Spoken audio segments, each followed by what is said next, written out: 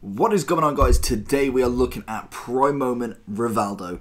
So we start off, he is costing around about 1.65 mil on the Xbox and 1.55 mil on the PlayStation.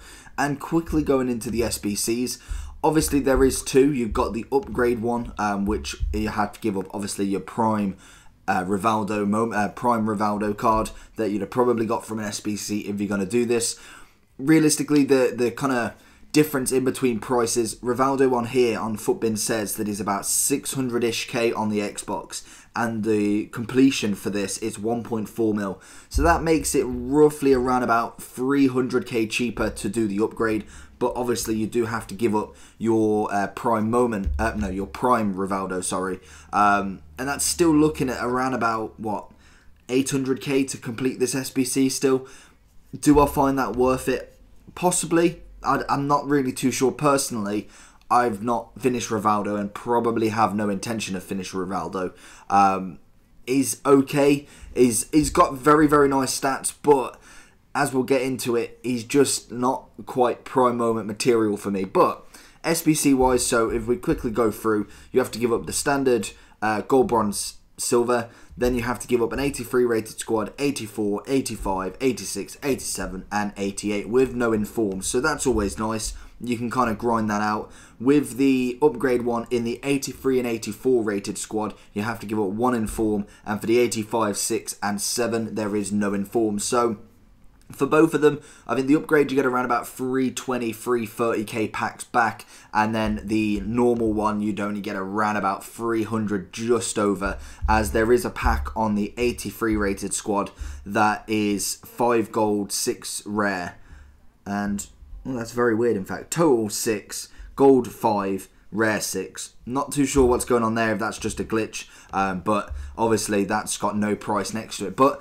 it's not a bad SBC, you can grind it out. Obviously, the 88, 87 and 86 will be the real challenge for you, but the 85, 4 and 3, you could probably do that over the next few weeks with rewards and kind of saving up your packs, grinding for SBCs. So it may be one that you want to do at some point just to say that you've got him. But personally for me, he just weren't all there. So if you are enjoying these videos, make sure you like them and subscribe. There's a plug. Let's get into the basics and we'll carry on with the review. So he is a 4-star skiller with a 2-star weak foot, which is the major issue with this card.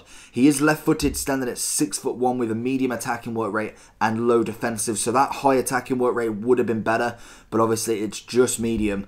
As he is a cam in this card, I believe his prime is a left wing, his mid is a centre forward, and his baby is a cam. So you've got an all range of positions there, but I think the cam role for him is definitely where it's at. To be honest, actually, his Prime Moment may have been a little bit better in a left wing, thinking about it. Just because of that 2-star weak foot, it wouldn't have been too much of an issue, because you could have either swapped him to the right wing and cut in, or you could have had him as a crosser, which, to be honest, for 6'1", in fact, may not be that great.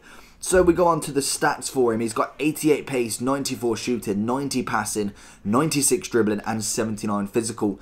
So the pace is alright. I think it's decent. He's quick. He's obviously a tall player as well, so it's even better that he is kind of strong. He's not got the best strength, as he's got 82. He also has 87 stamina, which is perfectly fine. Shooting wise, really, really good. Don't think he's as clinical as the card suggests, but with the weak foot, I think it's the major issue that I've got with him. He's so predictable to where he goes, as that right foot, it's like 9 times, well, probably 7 or 8 times out of 10, it's not going anywhere near the goal, and that can be a real issue, especially putting in over $1 mil for one card. You want to be able to use at least both feet. I know I did Alan Shearer, and he doesn't have the greatest weak foot either. Or was that skill moves, in fact? No, that was skill moves. Scrap that. You putting in 1 million for someone who can't use his other foot, that for me is a little bit of a problem, especially when he is actually decent. He's got a nice dribble on him, he's got good passing, it's in general a very nice card to play with, but that weak foot for me is a real downgrade for him. It just seems that that is the only foot he can use. And you go to against the foot champs and you go against these players that know the players. So people who know Rivaldo's only got 2-star, they know which side you're cutting onto. Unless literally you're not going to have a shot unless you're in open space and having to pass the ball all the time. That for me is a bit of a waste of a £1 million card. And that is my biggest kind of issue with him. But like I said, let's go on to the shooting. So it's 94. He's got 94 positioning, 92 volleys and finishing, 96 shot power and 95 long shots. So the shooting is good. Like, don't get me wrong, the left foot is absolutely lethal, but the left foot is the only thing that's lethal, and that is a big issue. He does have a nice header as well, obviously being 6'1". 79 jumping isn't great, but obviously you can increase that. And he does have 85 heading accuracy, so it's above average. I'm quite happy with that. 96 dribbling is where this card really picks up for me. 94 agility, 98 reactions and ball control and composure, 96 dribbling and 81 balance. So for me, dribbling was absolutely perfect. For such a tall card, he actually felt somewhat more agile than a lot that I've played with that are over 6 foot. Ramsey, just because he's on the top of my head, was 6 foot, or is 6 foot, was 6 foot, is 6 foot. And he felt a little bit rusty to move. He kind of struggled to go left and right and kind of shift the ball over, whereas I think Rivaldo definitely has that Brazilian style of a really nice dribbler, and it's something that I quite like about him. Obviously, like I said, the weak foot is the problem, but there is plenty to go against that. For me, I'm just thinking, is he worth the values, which we will do at the end. Then we're looking at the passing. He's got 90 vision, 90 crossing, 92 free kick accuracy, 91 short pass, 95 curve, and 99 long pass. So for me, I'm probably saying this kid could probably play centre mid quite well. I personally didn't try him in there, which is actually a shame because I had Laudrup in there and I tried Laudrup Cam first and I preferred Rivaldo. So I whacked him in centre mid, and I probably should have tried him in centre mid as well, as that, to be honest, is looking quite a nice position. I know his defending isn't all that great, but if you want someone who's tall and just looking to kind of beat that outlet to the cam, to the striker, he may actually play well. So let me know down below if you would play him in centre mid, or personally would you just have him cam and that's it. Then we move on to the chemistry styles of this card. So realistically, 96 dribbling doesn't need to be touched. 94 shooting doesn't really need to be touched. You could probably go for the physical. The passing could be the one, and then potentially the pace. So in my first opinion, you've got Catalyst. You'd have 99 pace, 98 passing. If you went for a Hawk, which would get up, well actually I'd get up quite a bit. You'd have 94 pace, 97 shooting, 84 physical, and 92 passing, as that goes up just randomly for some reason. So that's not a bad one actually. That really puts up that shooting. Obviously his shooting is already pretty OP, but you want to overload the card. Hawk may not be a bad option for that. Also, if you wanted to do, no, the artist would be a waste. Marksman, again, realistically, I'm not looking. I suppose you've got 92 passing, 99 shooting, and 83 physical. That'd get us jumping up to 89. So that, to be honest, is again not a bad option. You'd also get 89 pace just because it pluses over. So for me, I'm going to go for either Hawk or Marksman on this card if you was to go as a cam.